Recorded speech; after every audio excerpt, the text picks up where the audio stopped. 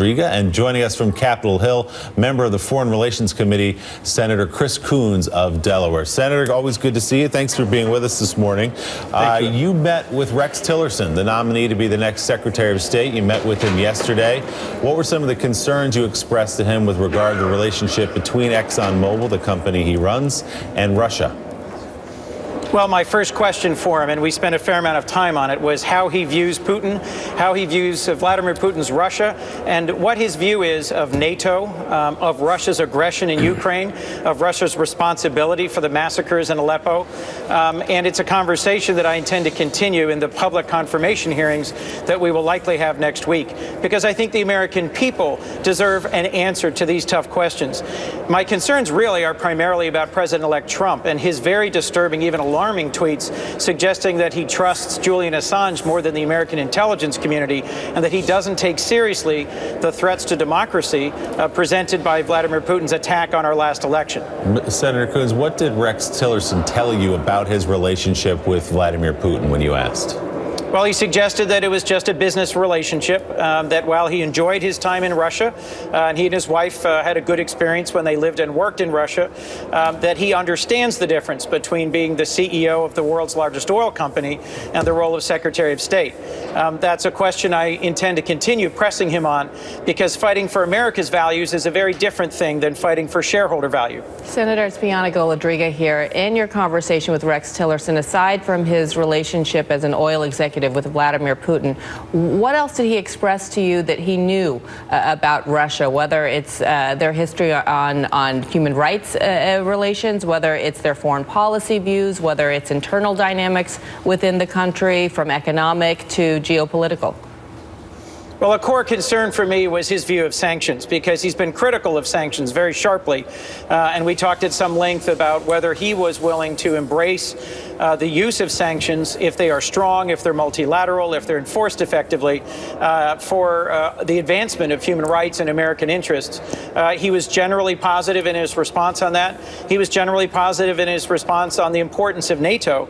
But there is a real tension between his expressed views in our conversation yesterday and the views of President-elect Trump. So I look forward to exploring that tension further in the upcoming confirmation hearings.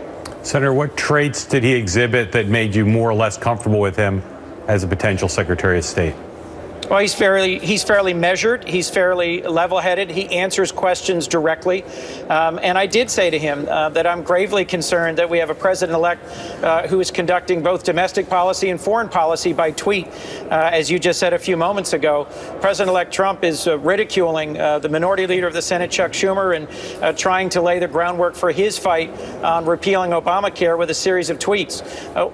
One of the first things he did as president-elect was to wander into a fight with China over Taiwan, something I think was ill-advised and unprecedented. So I raised with Mr. Tillerson my grave concerns that if President Trump doesn't rely on his Secretary of State, Secretary of Defense, and conducts his own foreign policy in 3 a.m. Twitter wars, that we may end up in a real war. Senator, back to intelligence gathering and President Trump's tweet. You just referenced it earlier, where he seemingly has higher regard for Julian Assange than he does for the American intelligence operatives who operate for us around the world. We have a new part of a tweet that he just issued. The dishonest media likes saying that I am in agreement with Julian Assange. Wrong. I simply state what he states. It is for the people. And that's just the first of a couple of more tweets that are coming on. But where are you on this? Tell us about this. Oh, Mike, I'm gravely concerned that we have a president-elect who is disrespecting the entire American intelligence community. All 17 agencies, every single element of the American intelligence community unanimously reached with high confidence a conclusion that the senior leadership of Russia, including obviously Vladimir Putin, intentionally tried to undermine our democracy in the last election. And for him to take the side of Julian Assange over our own intelligence community and now be apparently planning a restructuring of the senior roles within the intelligence community is really troubling. There is going to be a hearing on armed services, I believe, later today. I look forward to a hearing on the Foreign Relations Committee, on which I serve.